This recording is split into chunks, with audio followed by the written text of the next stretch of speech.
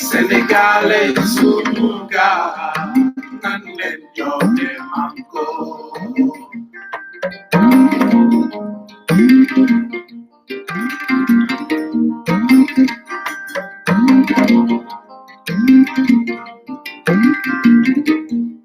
Sénégalais sunu gaal nan leen joxe manko nan leen joxe manko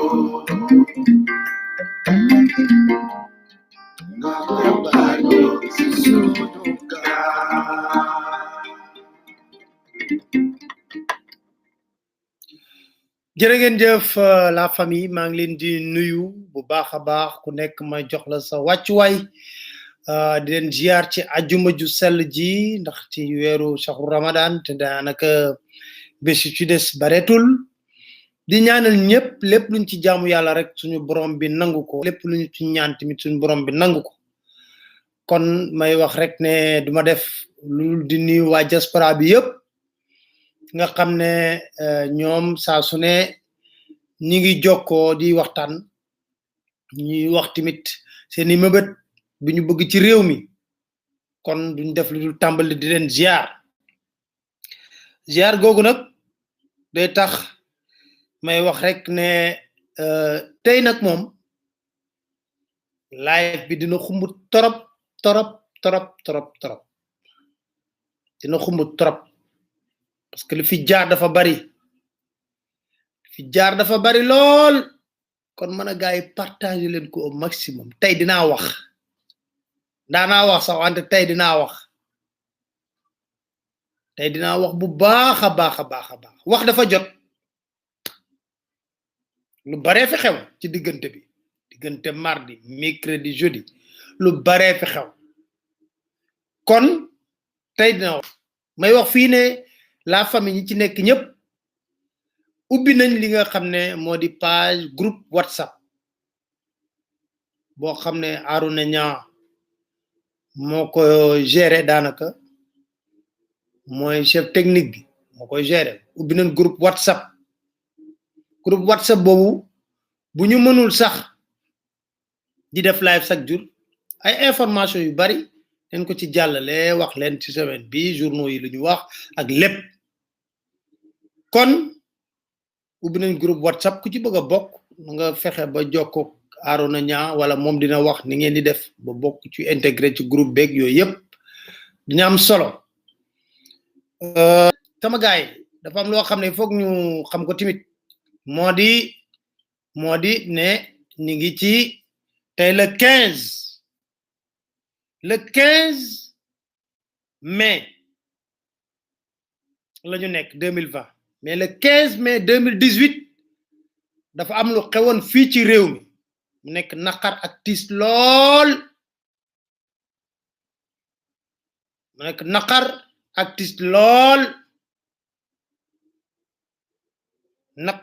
lool lañu amoon pour ngeen fàttaliku ko nañu déglu kilifa réew mi président Macky Sall lan la waxoon tamit moom.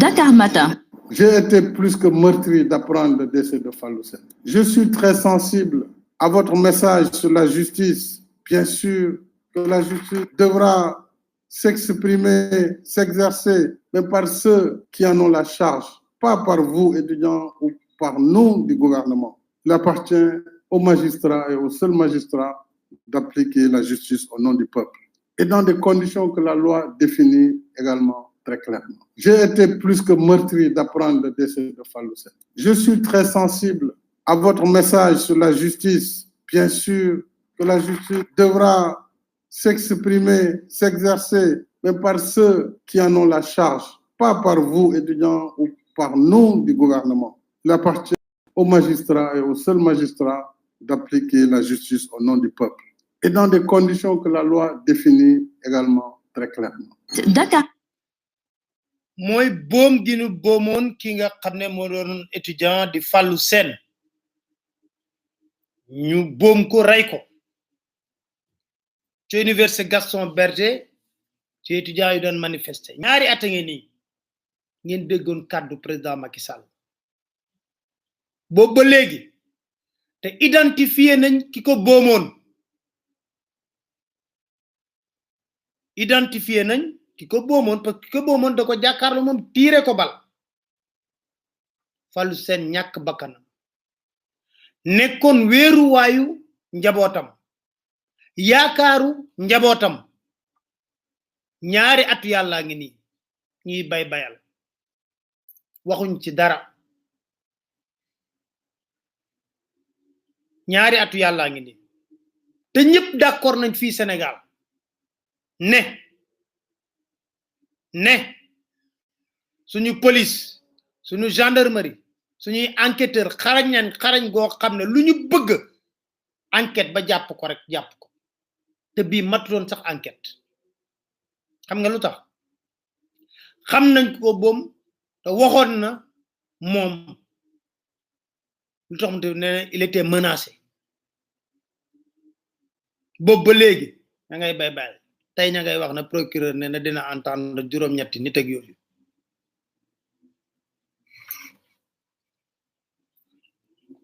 justice Sénégal lu mu bëgg mu gaaw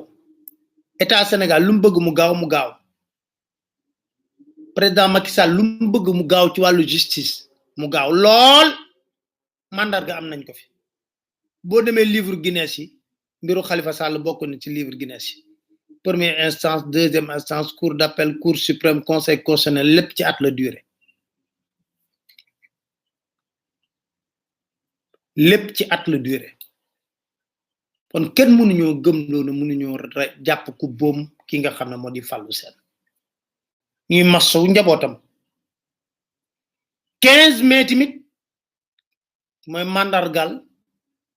1993 boom gin boomoon ki nga xam ne moo di maître Babacar Seye doonoon fi vice président conseil constitutionnel kon 15 mai bu amee day baax ñuy fàttali ne yii yëpp xew na suñu réew bu ñuy woowee suñu bopp état ak république dañ koy doxee di ko waxee tey léegi laa doon seetaan Macron mu dem ci hôpitaux yi di dajeek personnel médical yi nga gis benn ay kii médecin ay infirmière taxaw di ko wax lu mel ni xamee muy déglu na ko monsieur le président di ko wax mën a ay ku ko fi defoon suba ñu dàq la suba laa la wax ñu dàq la te liñ wax yépp Macron mi ngi déglu d'accord ci liñ wax ci yar ci teggin ñépp wax ko fii ku fi taxawoon rek na président de la république mu ne day def visite gis nga kin jàpp sax ne mooy tëj bureau la ci biir hôpital bi moom la ñuy njëkk a làq jour boobu du xëy si bu deful ndànk ki ko mën a wax dëgg du xëy si wala bu xëy see du ko jege ay mètre lañ koy daan garde corps yi noo koy def nii te ji Macky kii di léegi maa ngi koy seetaan mi ngi jàkkaarloog infirmière bi di ko wax na ko décision yi nga jëloon ci hôpitaux yi baaxul tey hôpitaux yi war nga ko war a mën a je suis entièrement d'accord j'ai commis une erreur ban médecin moo sañ a wax ne président Macky Sall def na erreur ci décision yu mu jël kenn au contraire dinañ ci dikk loolu dama ko doon ubbee tey ji parce que lu jara ubbee la beneen mbir mi nag mooy lu toj réew mi démb lu toj réew mi démb lan moo toj réew mi démb dañoo toog benn décret génn ñëpp jot ko ci réseaux sociaux yi 2020 964 mooy décret bi ñu ne président Macky Sall jël na décret boo xam ne day instituer lii di honoraria pour képp ku doonoon ancien président conseil économique social environnemental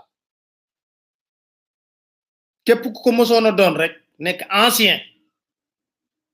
dafa teg li nga xam ne institut honoraria honor dafa naq sax liir xawma nu mu ko honoraria waaw honoraria voilà nga doon un président honoraire décret bi ne dinañ la jox weer wu nekk 4,500,000 jox le véhicule de fonction yéen ñëpp daanaka jot ngeen ko seen réseaux sociaux yi Tambambalu ku dem Dakar matin gis ngeen ko ci démb ci guddi lañ ko ci dugal dinaa ci dikk nag parce que dafa am solo dinañ la jox un véhicule de fonction jox le chauffeur particulier jox la dotation mensuelle carburant weer wu nekk 500 litres d'essence jox la un agent de sécurité rapproché ma bamtuwaat di nga am salaire u 4,500,000 benn véhicule de fonction chauffeur particulier weer wu nekk 500 litres essence agent de sécurité mu génn réew mi toj réseaux sociaux yi ku nekk ne lii xanaa mënuñu ko def ndax ñu ko signé 17 avril 2020 maanaam ba ñu nekkee ci digg wàllu coronavirus bi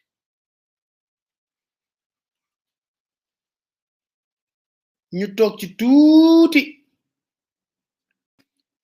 xam nañ ne choc bi métti na Sénégalais yi li may wax rek loxo daj gémmiñ non nuy ne nii président Macky Sall xëy na fii suba teel ne faamu ambassadeur yi da leen di daggal salaire ku nekk 500,000 gars yi na ko fan nga ko teg yow plateforme bi nga xam ne yow yaa toog ne bi am ci diggante syndicat enseignant yi ak yooyu nga ne mën ngeen ko def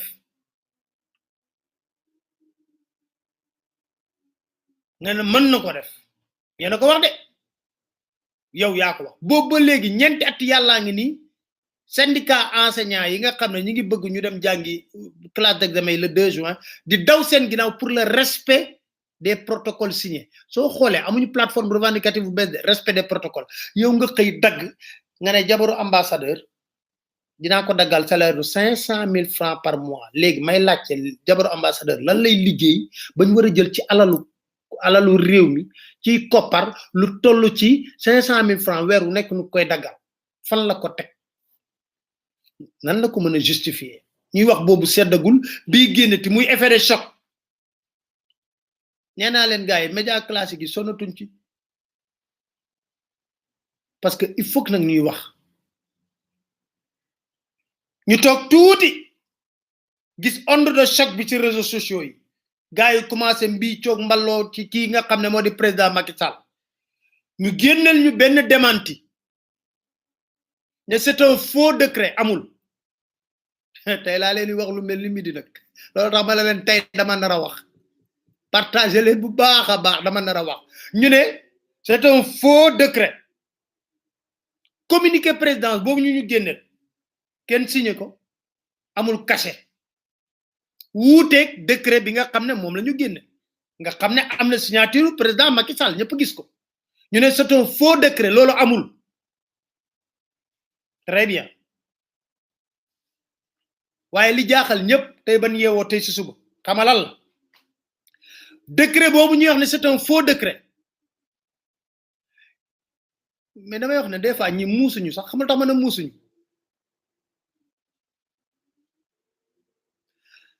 décret bu ñu wax c'est un faux décret boobu ñu ngi ko envoyé ci boîte mail professionnelle agent yu concerné yépp ñu war ko yëg décret bi noonu la seenne décret bi boobu ñu wax c'est un faux décret agent yi nga xam ne ñi nekk DGID ñi nekk ministère des finances moo ko envoyé parce que ñoom ñëpp dañoo am boîte professionnelle boîte mail professionnelle fa lañ envoyé décret bi kon bu nekkee faux ñoom seen biir ñooy faux ndax ministère des finances mooy envoyé loolu dama ne décret bi ñu ngi ko envoyé ci boîte professionnelle décret bi ñu ngi ko envoyé ci boîte professionnelle bu ay agent yi nga xam ne ñëpp dañ ko war a yëg faux décret waa ji mën na créer faux décret kay waaye nan la mën a xamee agent yu war a yëg mbir yëpp ba di ko envoyé seen boîte mail professionnelle te loolu ñoom dafa am lu waram mail professionnel la wax waxuma la mail ay mail professionnel fa lañ ko jot ñoom jotaale beneen document bu soxal état bi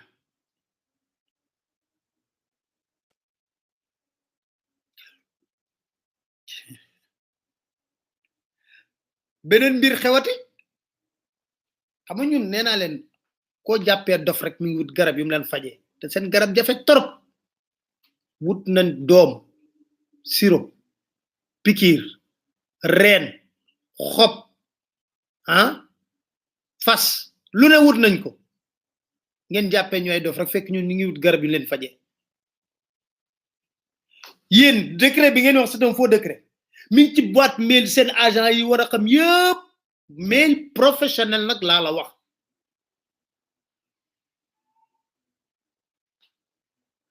seen mail professionnel yi nag laa la wax parce que tey ñun ba xëyee ba loolu ci loolu lañ nekkoon muy benn ñaareel bi ay ci leen nañ leen ci dem décret bi ñu génne ñu ne c'est un faux décret mais mbir mi yomb naa régler parce que décret bi dañ ne 2020 964 ñu ne c'est un faux décret ok c'est un faux décret admettons waaye am na décret 2020 965 du 17 avril 2020 am na décret boo xam ne ñoom c'est un vrai décret tapé leen ko ci net bi rek ngeen xool décret li may wax nii man damaa bëgg rek ñuy xool tapé leen ci net bi ngeen bind décret numéro 2020 965 du 17 avril 2020 décret boobu moom moo créé les règles d'organisation de fonctionnement du comité de suivi force Covid-19 maanaam comité de suivi force Covid-19 décret boobu moom moo ko créé décret 2020 965 tapé leen ku jege ku mën a tapé léegi nga tapé bindal création comité du suivi force Covid 2019 da nga gis décret numéro 2020 965 du 17 avril 2020 xam nga ban décret ci topp décret 2020 966 moo nommé général François Ndiaye président du comité d'accord nañ ne décret 965 am na moom moo créé comité décret 966 am na moom moo fal général François Ndiaye comme président du comité léegi kay yomb na génne leen nu décret 964 lan la wax voilà génne leen bu 965 amee ça veut dire que xam nga dañ koy day continuer bu 965 amee xam nga 966 moo ci topp 965 mi ngi nekk 965 moom moo créé les règles de fonctionnement comité de suivi force Covid-19 966 moom moo fal François Ndiaye pour général François Ndiaye président comité bi waaw léegi kay comme c'est un faux décret man de buñ ma génnelee décret 964 ngi nii lii la wax ma gëm na du ma gëm ne la c'est un faux décret léegi nañ ma génneel décret 964 lan la wax parce que balaa 965 di am ak 966 di am 964 am na 965 topp ci 966 topp ci 965 xam nañ ko moo créé comité bi wax règle de fonctionnement bi 966 moo fal général François Ndiaye 964 lan la wax 964 bi ñu wax ne c'est un faux décret nañ ñu génneel 2020 décret 964 lu mu wax moo gën a yomb ñuy génne ay démenti mënoon nañ wax rek ne c'est faux le décret intitulé 964 tel dit ça mu leer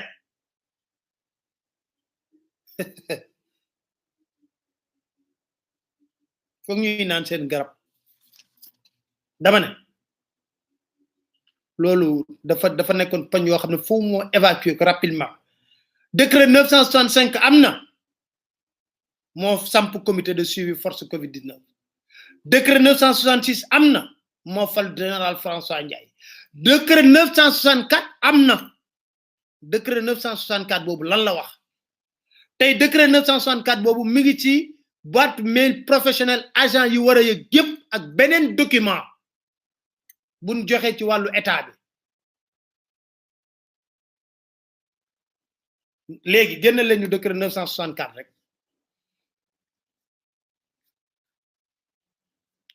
nañ ñu ko génnal rek coow leen jeex jërtoon communiquer jërtoon def dara mënoon ñëw rek ne leen bon voilà ce que dit le décret 964 ñu pare ci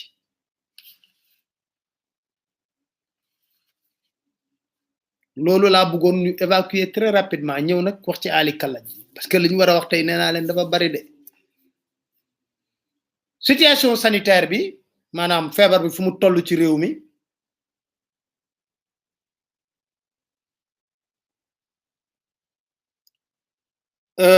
ñu ngi ci 1128 tests yu ñu def tey am 121 positifs am 119 cas contact 2 cas de transmission communautaire 48 hospitalisés yu guéri 6 cas grave bilan bi ba ñu tàmbalee feebar bi ba léegi ñu ne ñu ngi ci 2310 cas déclarés positifs 890 cas guéris 25 décédés 1394 sous traitement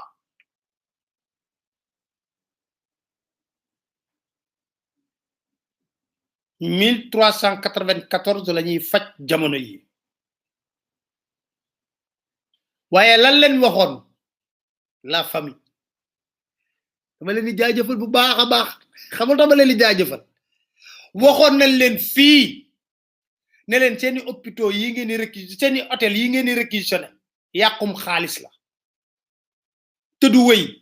manu leen ko dégg naa ci ñaari weer xoma ñaata lañ ci dépensé du wéy da arrêté nañ ko léegi démb am na ñu wàccee aéroport confiné wuñ leen sax am na ñu wàccee aéroport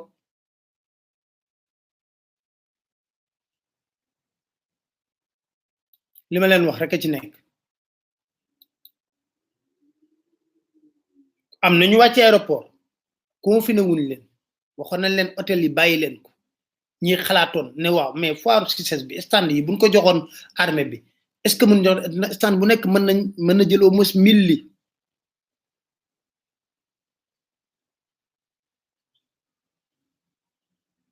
ñu wax loolu yëpp ñu bañ ko tey ji d'accord nañ ci confiné tuñ kenn nit que dañ ko yëgal sax message yu bari jot naa ko ñu ne yëgal lañ ne diw am na mbir mi kon gisuñu ko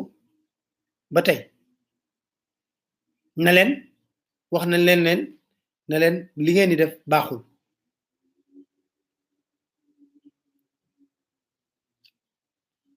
jël leen changé leen Mamadou Mansour bu yàgg na ko wax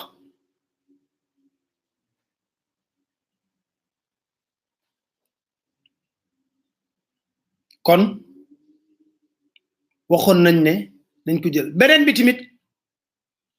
mooy mesure yi nga xam ne président de la république da ko jël tey daanaka gis ngeen kenn mënatul lay di wax ne xalif yi ñoo ko teg pression pour mu ubbiwaat jàkk parce que ñoom ñëpp ñu ci ëpp bam jour bu mu waxee corona business bi moo mëdd coronavirus bi fi mu nekk nii ba yéen jël hôtel yi waxoon nañ leen bàyyi leen hôtel yi ngeen di réquisitionné mën ngeen xool leneen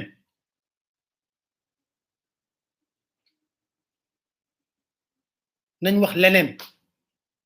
xool yeneen solution ñu ne rek dañuy réquisitionné hôtel soit c'était pour enrichir des amis soit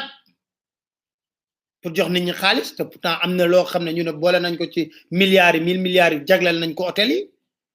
te ji arrêté nañ ko mënuñu ko attanuñu ko ñu ne leen nañ leen jël stand CICES yi Xi Jinping sa doomu ndey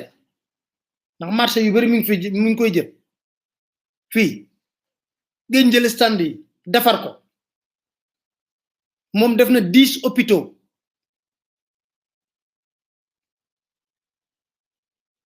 moom defar na 10 hôpitaux dindi na ko léegi te nee nañ am na cargo buy jóge Chine buy ñëw président Macky Sall sax moo ko wax buy ñëw ñu ne mukk réquisitionné te bàyyi ngeen ko léegi jël nañ décision arrêté ko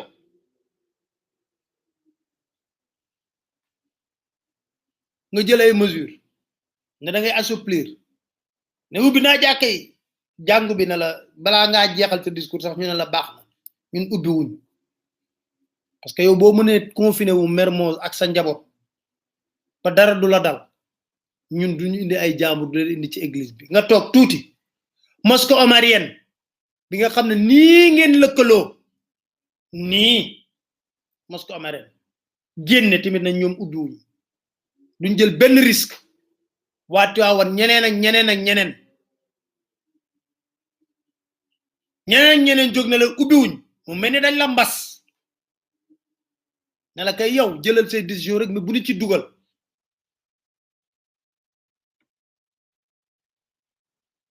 mu mel ni tey jii kilifa yi nga doon jéem a mu boo di wax ne il faut que ñu assouplir ñoom ñëpp dañ la mbas na la ñun ubbi wuñu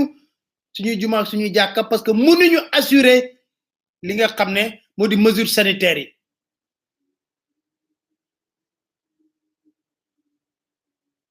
mënuñu ko assurer comme mënuñu ko assurer nag duñ jël benn risque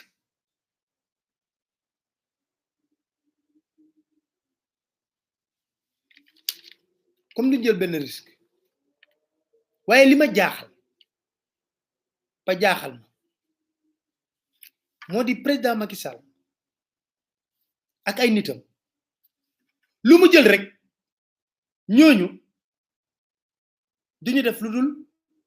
répété xalif yépp wax ñu bari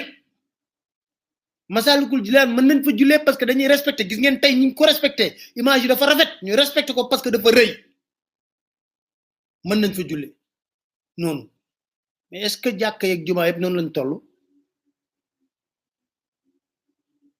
corona business bi moo toj réew mi du coronavirus moo leen yitteel léegi corona business bi na tulleeg màlle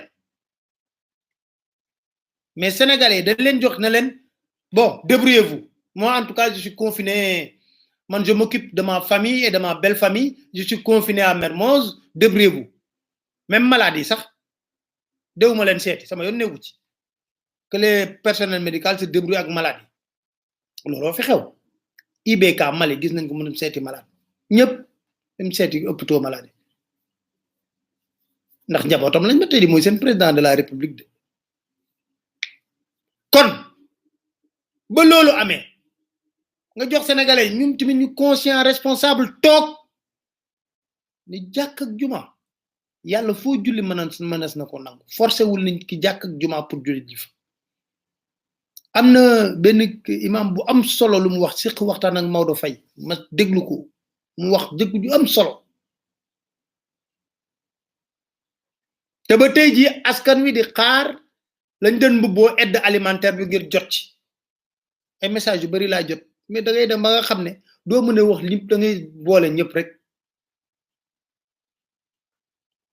gaa yi yéex a dugg nag di ma laaj ci décret bi wax naa ci ba pare da ngeen di bàyyi ba émission bi jeex ngeen dellu si waat déglu la ma ci waxoon du ma ci répété waat wax naa ci ba pare da ngeen yéex a dugg moom laa ubbeet wax naa ci ba pare te xam nga président Macky Sall bu nekkee ne dafa informé na jàpp ne xalif yi ak marabu yi ñoo ko gën a informé fuuf seen ëtt boobu ku ne moo fay dugg lu xew ci réew mi xam nañ ko comme askan bi dañoo jaaxle nag bu golo xam bootee doomam mën nañ tënkee discours Macky Sall suñu waxee ñu ne c'est pour assouplir relancer économie sénégalaise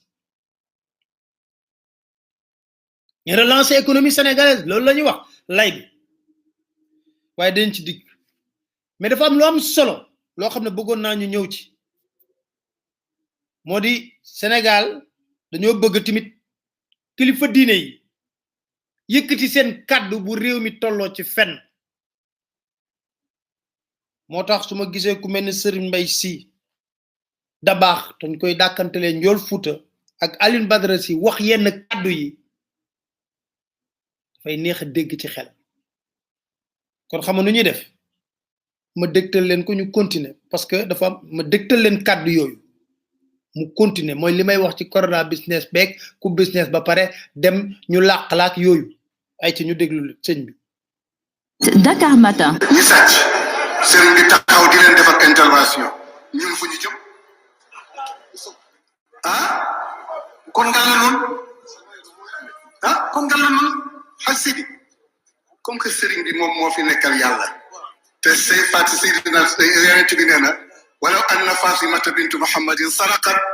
laqataat sayyidina muhammad yada léegi sëriñ bi am koo xam ne kii taalibeem na sàcc na alalu jàmbur mu taxaw di ko defal intervention pour ñu bàyyi ko kon fu ñu jëm bu ñu tëjee nit mu tooñ sëriñ bi defi intervention sama taalibe kenn du ko tëj kon la mu sàcc yow la ko jox mucc mënut a mucc te bu kanam xoolal rek Seydina Al-Qudra li mu ci wax attekat yi ñaata lañ ñett yi ñu jënd mu atte lu dul dëgg fu mu jëm sëriñ bi lan lañ ko def dañ ko jënd wala dañ ko lan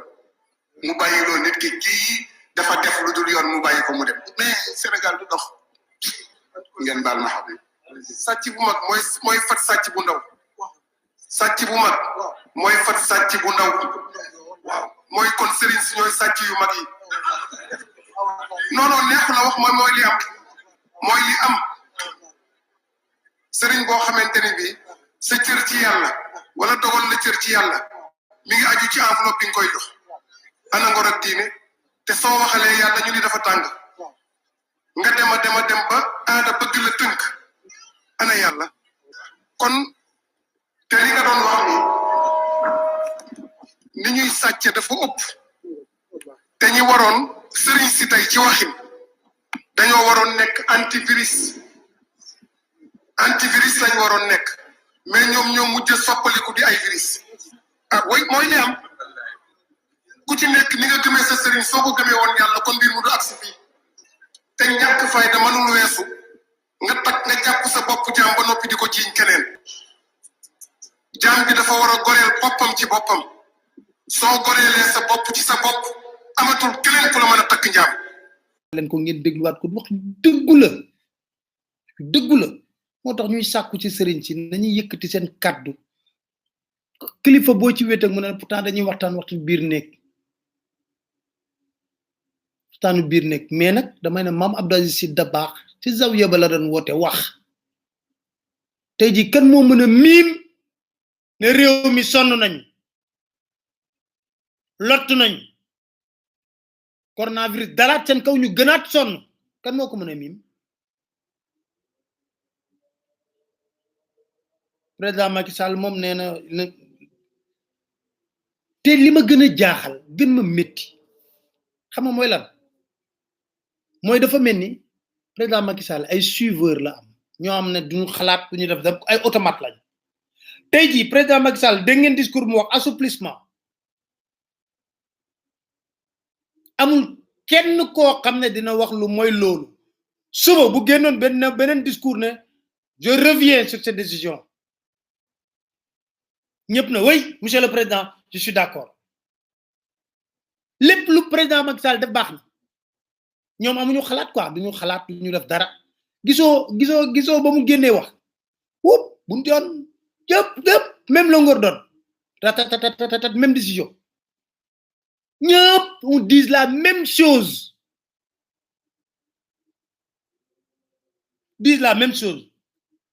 te bu ñëwoon ci discours boobu corser mesures yi ñoom it ils diront la même chose oui le président a raison il faut corser les mesures parce que noonu lañ mën a def pour d'abord nit ñi wér ñu mën a relancer économie bi kon ça veut dire que ñoom amuñu benn position quoi njiit boo koy jariñ doo def loolu danga koy toog na ko man nii laa gisee ñoom ñëpp ils disent tous la même chose doo ci dégg benn note discordante amul lu président Macky Sall wax rek bu ne le soleil se lève à l'ouest sax ñu ne le soleil se lève à l'ouest mais suiveur ba pare nag nekk ay automate yoo xam ne nee nañ kenn amul droit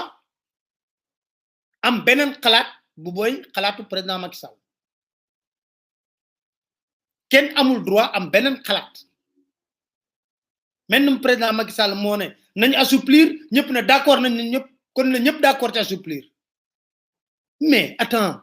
mais man li ma gën a scandaliser mooy xoolal dëkk yu ñu wër dañ koy débattre di ko waxtaanee ba d'accord ci tey nee naa leen tey président Macron daa dem France jàkkaarloog français yi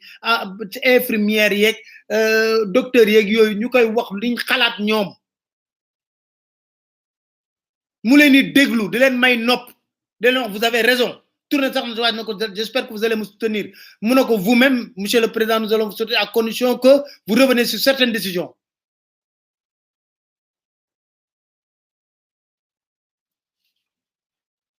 kon ñoom luy seen liggéey kon jarul ñuy wax quoi nañ bu ñu tànqal déglu nañ président Macky Sall ba pare après appliquer nañ décision yi c'est bon hein bu ñu tànqal di ñu wax ne way j'essaie ku nekk génn ratatatatat bëgg na da ngay ñëw jéema président Macky Sall wax na ba pare bu waxee ba pare jeex na abaana gasi xam nga nee naa leen fii amul assemblée amul justice amul dara moom rek a fi nekk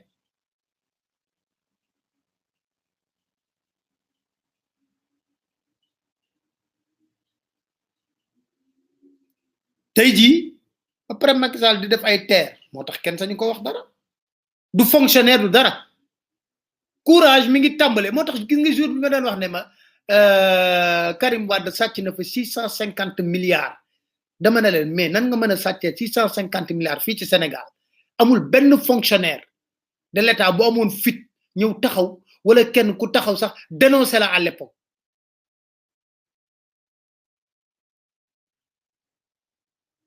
dénoncer la à l'époque man na leen man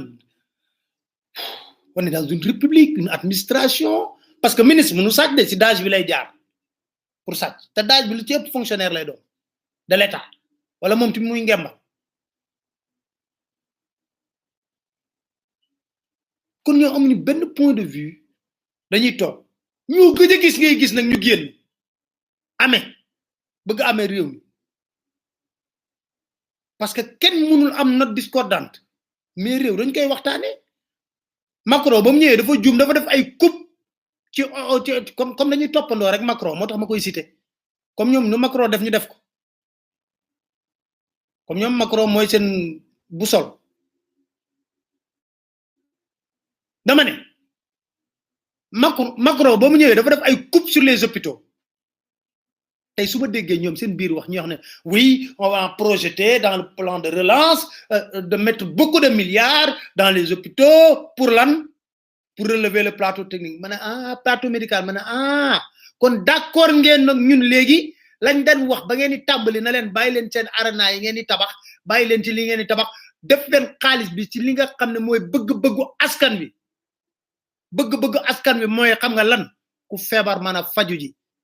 ku xiif lekk ku bëgg a jàngi dem ci école publique yi parce que tey ji ñi ndamoo école privée yi mais ñun ñëpp école publique lañu jaar on est fier d'être passé là-bas suñuy temps boo demee école privée sax dañuy wax ne ni laar yee fa nekk munoo jàll moo tax ñu dàq la yóbbu la foofu tey ji ñoom d'accord nañ mais 1000 et plus milliards yi ñu def ci terre te ba léegi mënut a daw te wóorul tax nee naa guddul fan foo def la ndànk doo ko fekkee 1000 perdu lan la mënoon defar mësoon naa dégg mi mu ne xawma lan li Khalifa Sall luubaloon mënoon na tabax xawma 10 hôpitaux xawma léegi nañ ma wax arena beeg centre conférence internationale Abdou Diouf beeg terre bi ñaata hôpitaux la mënoon jël relevé ak xaalis bi nga xam ne ellipse projet lañ ko joxoon pour ñu tabax 4 hôpitaux ana xaalis boobu mais le président ne dit rien ana xaalis du sax tapé sur la table ne leen dama bëgg xaalis boobu ngeen wax wala moom dafa xam fu mu jaar wala moom dafa xam fu xaalis bi jaar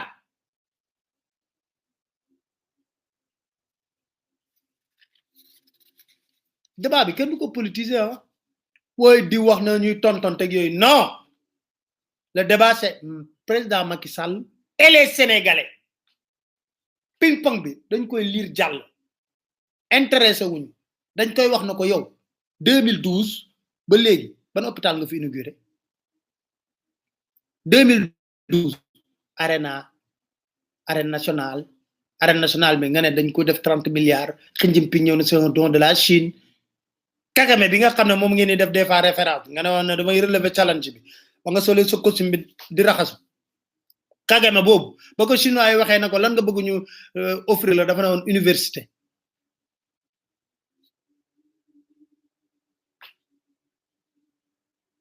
dafa né université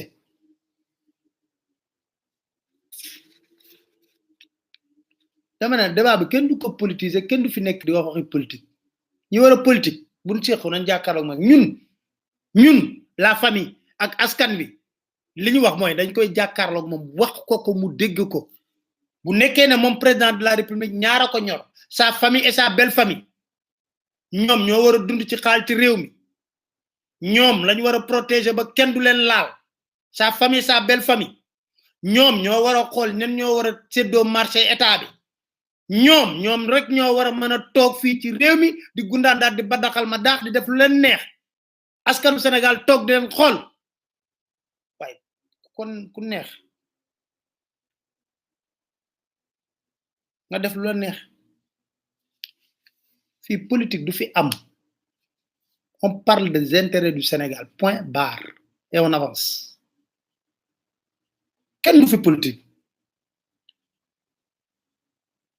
té nak genn wal gi wax politique yépp xalaatu ñu Macky Sall c'est l'après Macky lañuy wax l'après Macky waye Macky ngi leni yeru parce que Macky mi ngi lamb 3e mandat bi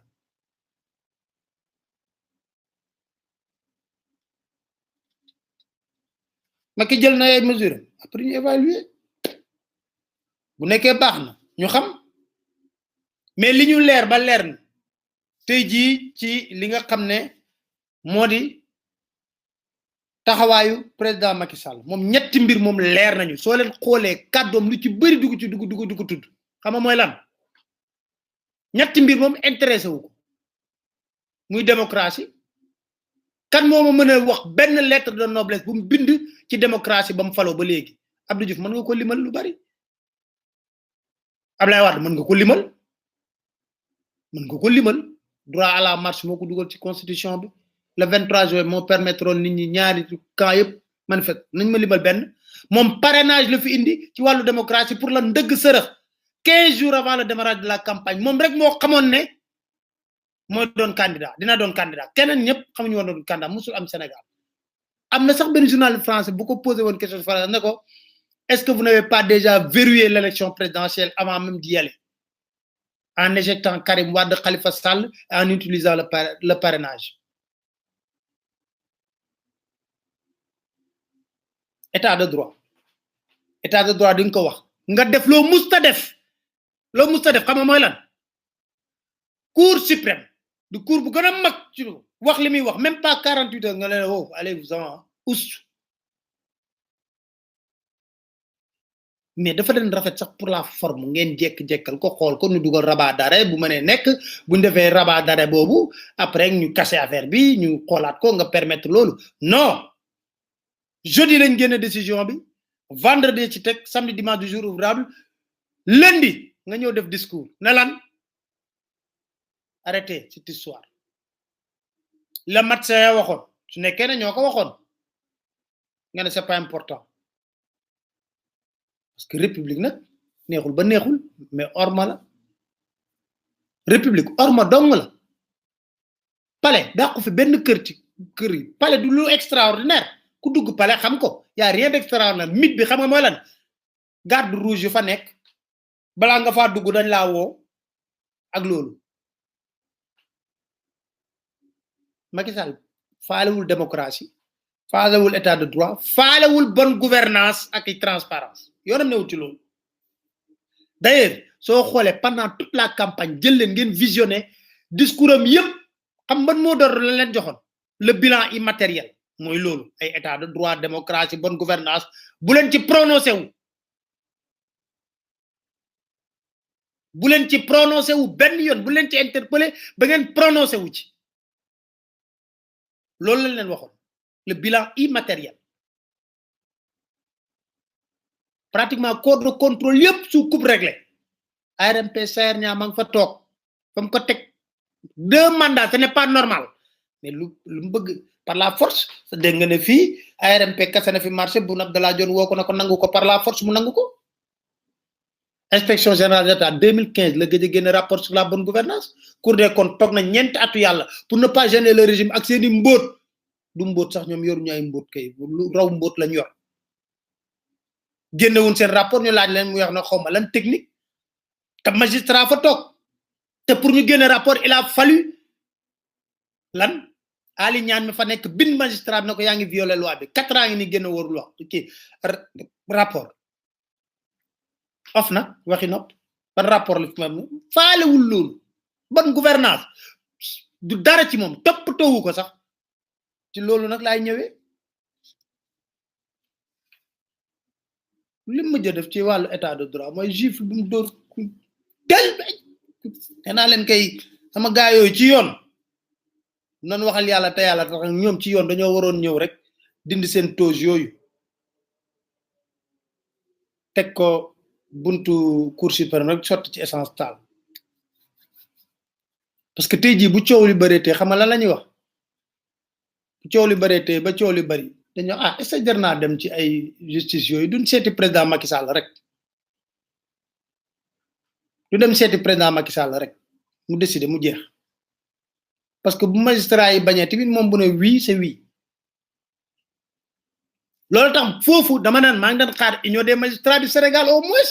génn communiqué parce que yàgg nañ génn communiqué ñoom ci lu gën a tuuti lii génn communiqué union des magistrats du Sénégal maa ngi leen doon xaar ñu génn benn communiqué sax parce que orma la jox orma magistrat yi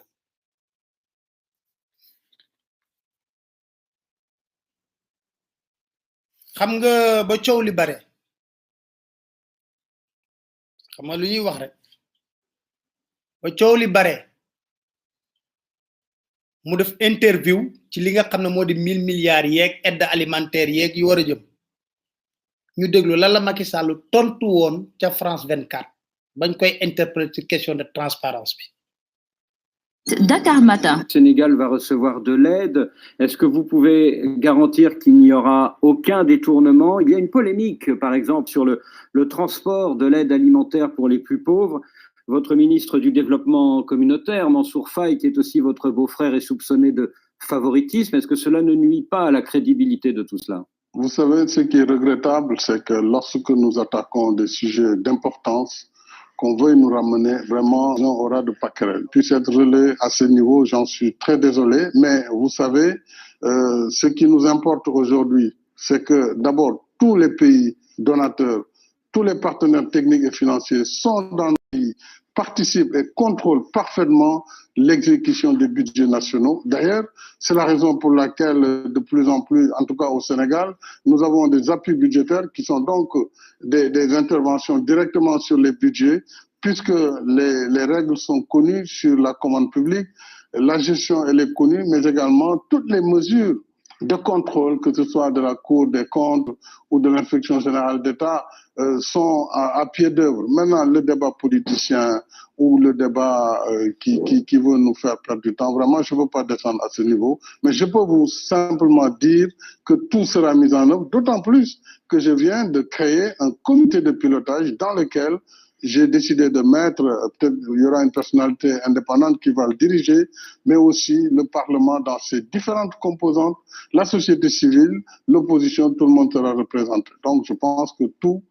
sera en tout cas extrêmement clair et transparent au Sénégal. Dakar Matin. Tout sera clair. Ba pare xam nga yaay dafa bëri ay contradiction même discours am bi mu mujjee def dafa bëri contradiction mi ngi wax début bi ce n'est pas le temps de relâchement. Après jël ay mesures d'assouplissement tey mu ne ouais c'est des débats politiciens dégg nga nu mu koy ñàkkalee fayda ay nit génn ay milliards jox ko muy joué ci mooy c'est des débats politiciens ouais qui vont pas nous retarder truc machin ñu ne la est-ce que mbir yi dina leer parce que dañ lay jël xaalis la jox la ngay wax ne c'est des débats politiciens waaye coow li ba mu baree xam nga des fois dama ne duma sax tontu yenn wax yi parce que waxuma si caabi de des fois ay domaine bof écoute ama nit moom waaye di dafa yomb ci moom ak soo tollee ci benn niveau de compréhension des enjeux de l'heure doo wax ak koo xam ne dafa far parce que dañuy wax ne ku far day log-logal loolu la wolof di wax ku log-logal loolu la wolof di wax c'est important Habib Sy laa dalal face à Pape Alé moo démissionné ci comité de suivi Covid-19 la fa xew nag nettali nañu ko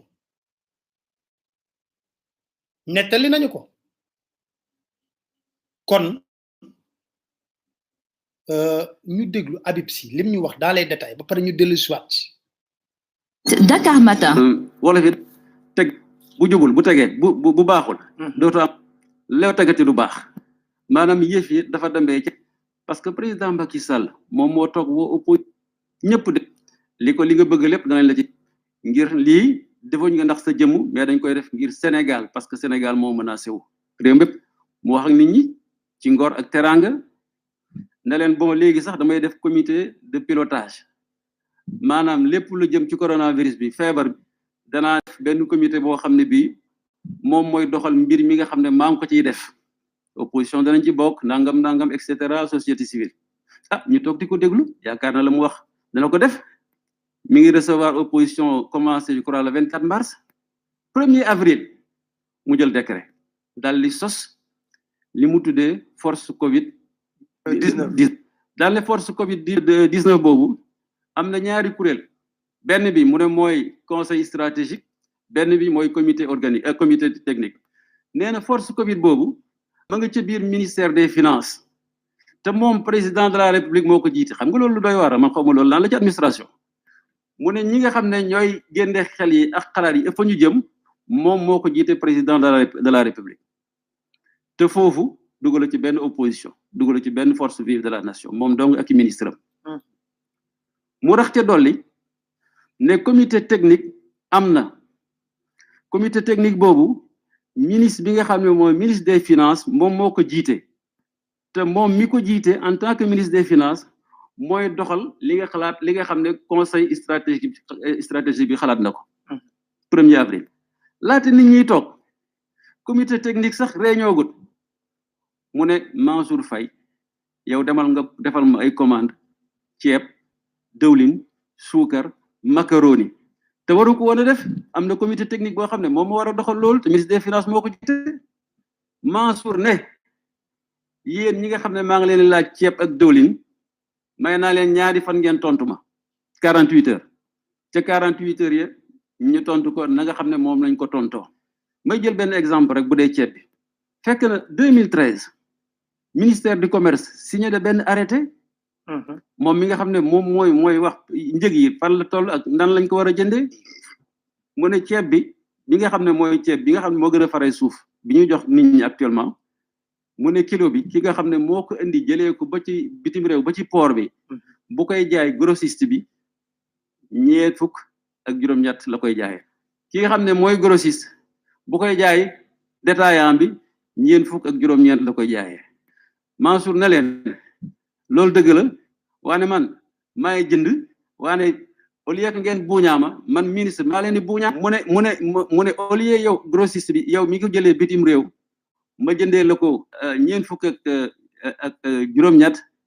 daa la ko jëndee 275 bi juróom fukk yu tegal juróomi dërëm ñoom ñëpp mu jëndee leen ko loolu ci téeméeri junniy tonne boo ko xayma mooy Mansour Faye buuñaa na leen diggante 3 milliards ak 3 milliards 500 millions xam nga loolu dafa doy waar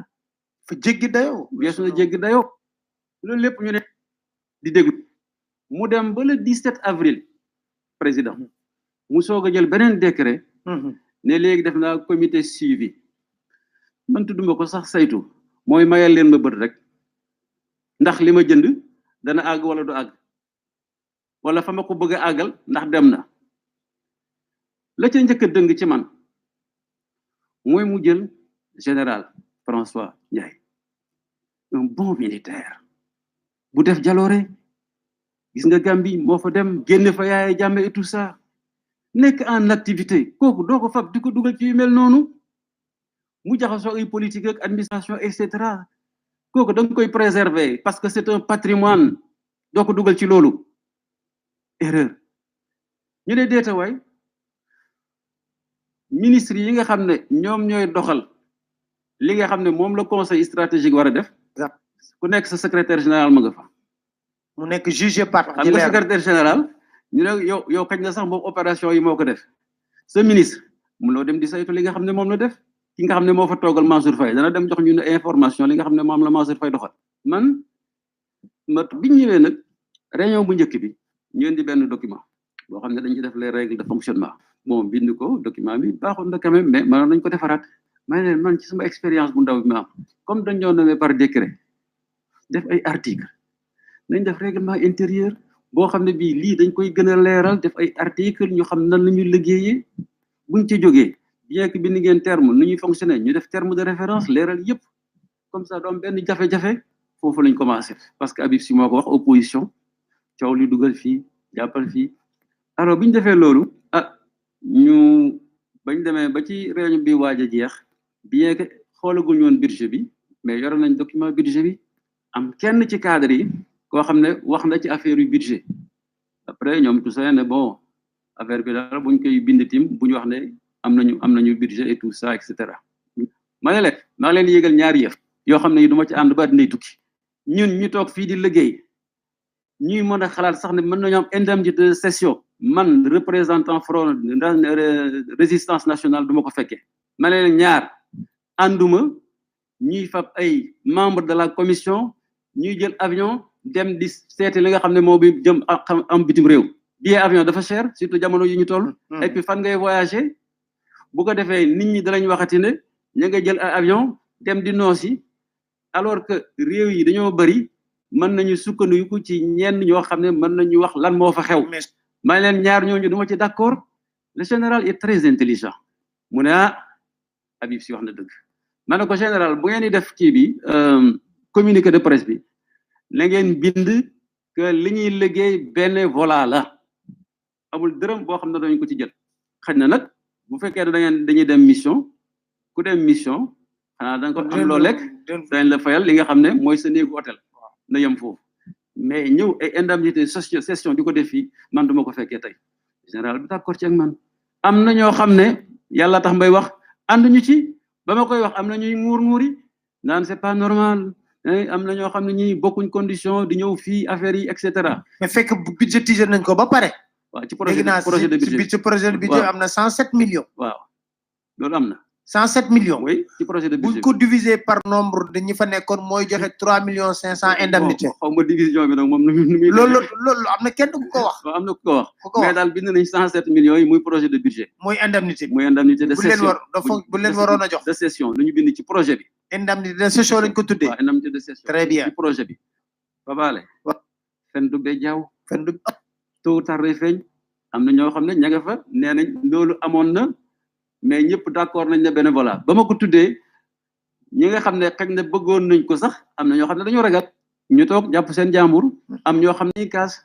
mais ñu bind ci communiqué bi quand même que dañuy def bénévolat mais na ma gisee affaire yi doxee foofu ca biir liggéey bi xam nga li ñuy wax magam lëndëm ku ko làmbul tim mu daj boppam ak fi ma jaar ci administration mënuñ maa nax ci administration xam naa fu li ñuy yëkkati fu ñu jëm xam naa lu ñuy wax fu ñu jëm xam naa lu ñuy xalaat fan la ñu jëm foofu mënuma ci am benn sikk sàkk ne mën naa ko ñu def réunion bi mu jeexee noonu ca suba ga presse bi suba ne Habib Sy tout ces manga nangam ñoo opposé wu nangam ma ne waaw man lii xaw ma sax nu mu génnee bon ca alxames ja ca topp ubbi réunion bi ñu ubbee réunion loolu la ñu commencé information bi fuite bi am ci am ñu commencé wax bu ñu waxee xam naa li ñu ñoom ñëpp liñ doon wax ci seen xalaat même buñ ko génnewuloon ñëpp ci ëpp mooy ñun dañuy ak opposition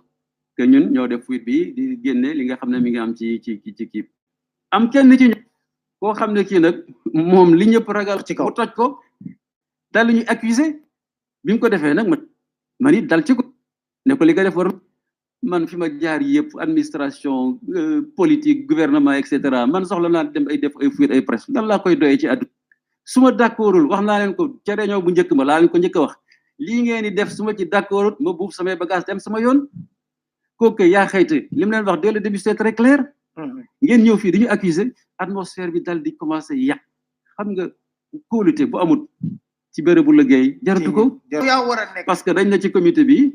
rapport yi ñuy def président lañ ko war a jox et cetera et cetera et cetera du public déedéet du public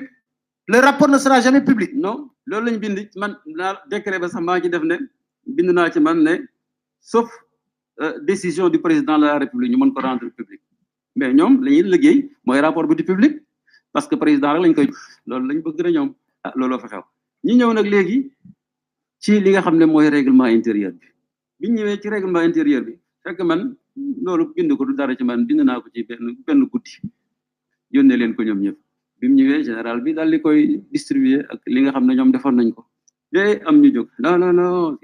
nañ jël document bi nga xam ne moom la ñu defoon nangam Habib Sy li mu def di yoon sa ma jël kat na leen yéen yaa xëyt lu leen dal man bu leen ma xoolee bëtu opposant la wax naa leen ba tey su ma d'accord damay dem sama yoon damaa ñëw pour liggéey li ma am tuuti ci expérience ma indi ko fii ngir ñu jëriñoo ko ngir Sénégal ñu nekk ca di coow ba affaire bi xaw ma lu may niroog ma génn di téléphoné dégg naa bi ma génnee am benn jigéen ne leen ay la yëwan kayit bi Habib Sy def moo baax nañ liggéey ci loolu ma ñëw dugg ci salle bi fekk ñuy liggéey sama kayit may suivre bu ñu ñëw ci fi nga xam ne moom la ñu war a jëlee décision yi ma ne leen comme ñun bokkuñ fu ñu jógee te niñ fi toogee am na ñoo xam ne ñoo ëpp ñi fi ñeneen ñi ñoo fa ëpp ma bind ci ne leen dañuy waxtaan décision yi dañ koy jël ci déggoo buñ demee ba déggoowuñu ki nga xam ne d'accord nañ bind ci rapport bi ne d'accordut buñ déggoo dañu wote ma leen yéen lu leen dal daal affaire bi dañuy wote ma xam ne ñii xam naa ne la ma fa commencé di wax ak di def ci la ñu ne opposition bi loolu xam ne ay rëq-rëq la man ma fa toogal nangu naa ko loolu kenn ko ca fekk loolu la ñuy wax nag la goutte d'eau qui a fait déborder le vase ma leen comme nii la te yéen bëggu leen a liggéey te bëggu leen lu leer booba léegi ñu ngi masla et cetera nga ñëw fii kon nag njoorawal jàmm dégg ngeen wax de nee na moom loolu moo tax mu bay bagaasam dem leer na de xam nga fii laa toog ma wax leen benn mbir bàyyi leen xel si lu ma leen ma sa wax te li ma wax nii ku ko weddi nga déglu ba mu créé comité bi laa ne piégé na comité bi du am njariñ comité politique lay doon xam nga ñi ban waxee affaire mbiru li nga xam ne moo di rek ne am na ay pédom ak yooyu rek nga gis weekend bi yëpp ñoom ñoo génn ratatat di weddi def ko mbiru politique dugal ci politique président Macky Sall moo tay piégé li nga xam ne comité bi ba nga xam ne comité bi du mën a def dara d'abord xam nga dana wax comité pilotage léegi comité de suivi la ça veut dire que moo tax ma la wax ne gëmul ay transparence ay bonne gouvernance gëmu ko moom lim bëgg a def na ko def xam nga tey jii mi ngi lay wax ne nee nañ luñ d'accordul ñu voté parce que leer na leen ne rapport bu ñuy génn voté rapport boobu day jàll par la force dama am jot 28 membres lañ si 28 membres yooyu dama ci génne 29 lañ ma génne ci le président François Ndiaye parce que jàpp naa ne bu ñu voté peut-être moom di ci bokk 28 yi voté ci 28 membres yooyu 18 yi potentiellement 8 la ñuy voté laaj leen ma lu tax ma limal leen ministère yi ku nekk am nga ci ministère rek 6 membres lañ Maître El Hadji Ousseynou Kane directeur général du bureau opérationnel de suivi représentant ministère en charge du suivi du plan émergent Abdoulaye Samb secrétaire général représentant ministère des finances du budget ambassadeur Mame Baba Cissé secrétaire général représentant affaires étrangères monsieur Ndiogou Diouf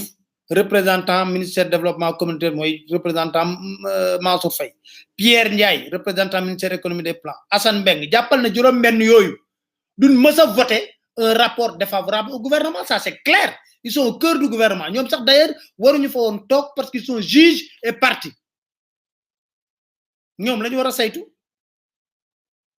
assemblée nationale xam nga six a ngi noonu teg ci Seydou Diouf moo représenté majorité bi xam nga du voté mukk benn rapport boo xam ne c'est défavorable à son régime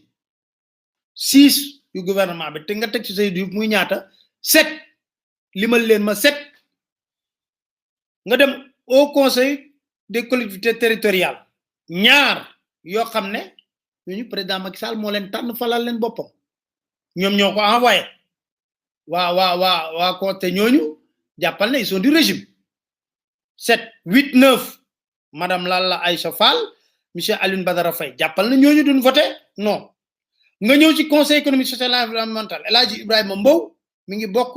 ci Macky 2012 Benno Bokk Yaakaar kon nga jàpp 1 2 3 4 5 6 7 8 9 10 madame Maïmouna Isabelle Dieng jàppal na du voté non 10 11 élus territoriaux Aliou Sall président AMS xam xalaatoo mu voté non Adama Diouf APR la bokk xalaatoo mu voté ñoo nga ñëw ci parti politique yi Nicolas Ndiaye majorité présidentielle xalaatoo mu voté non Aïssata Tall Sall majorité présidentielle xalaatoo mu voté non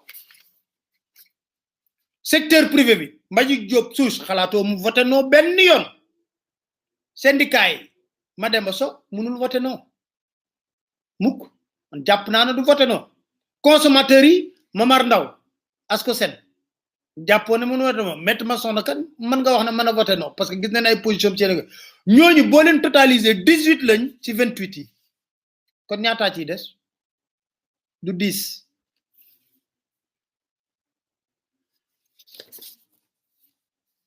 moo tax ñu ne lépp ñoo nga bëgg ñu voté ko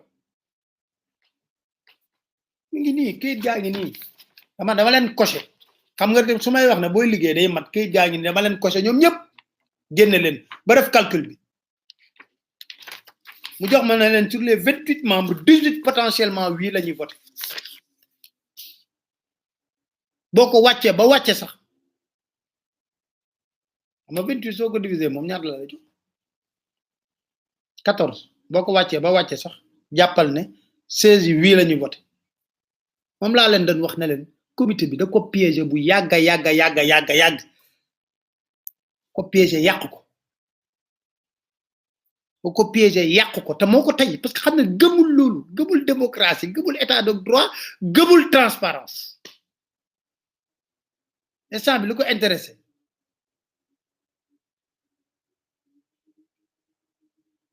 mooy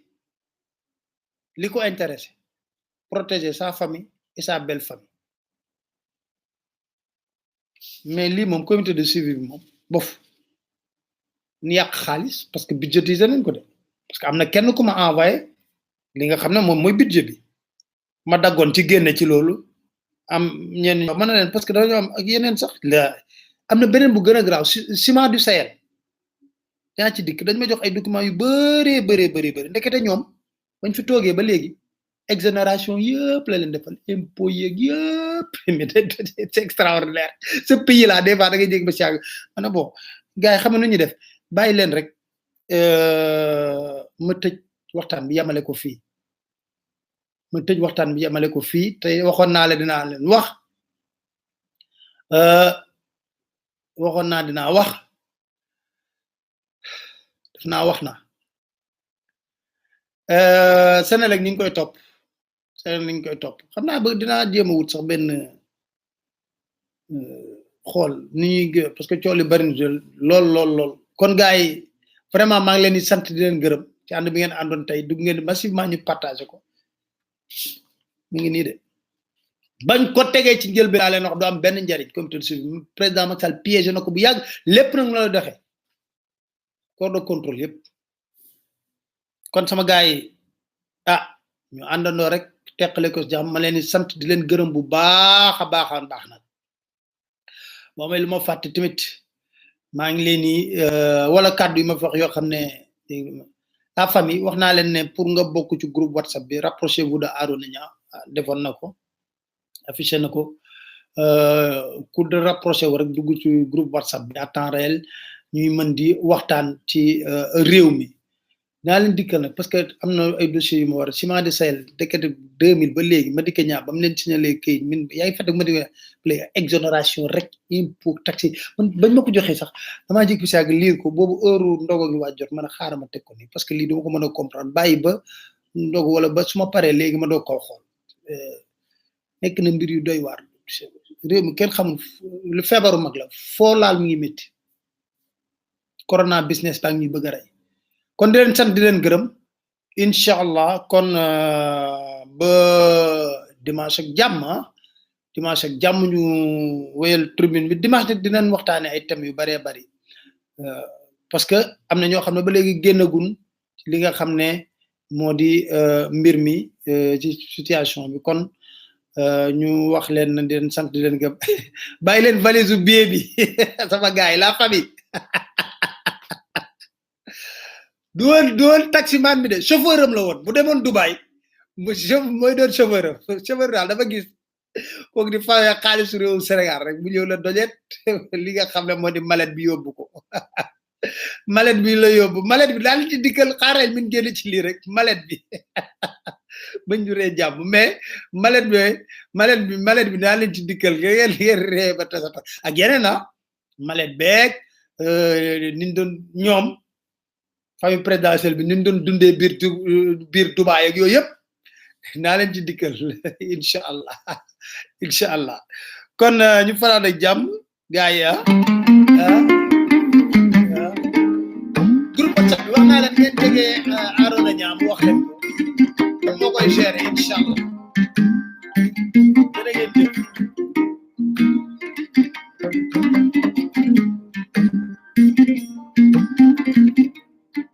Senegal es un lugar donde yo me manco.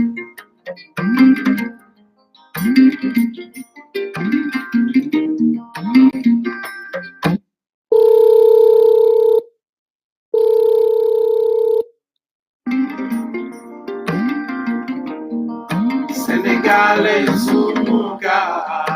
donde yo me manco.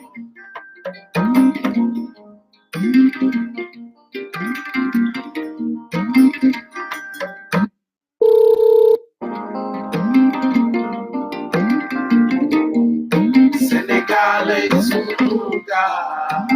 donde yo me manco.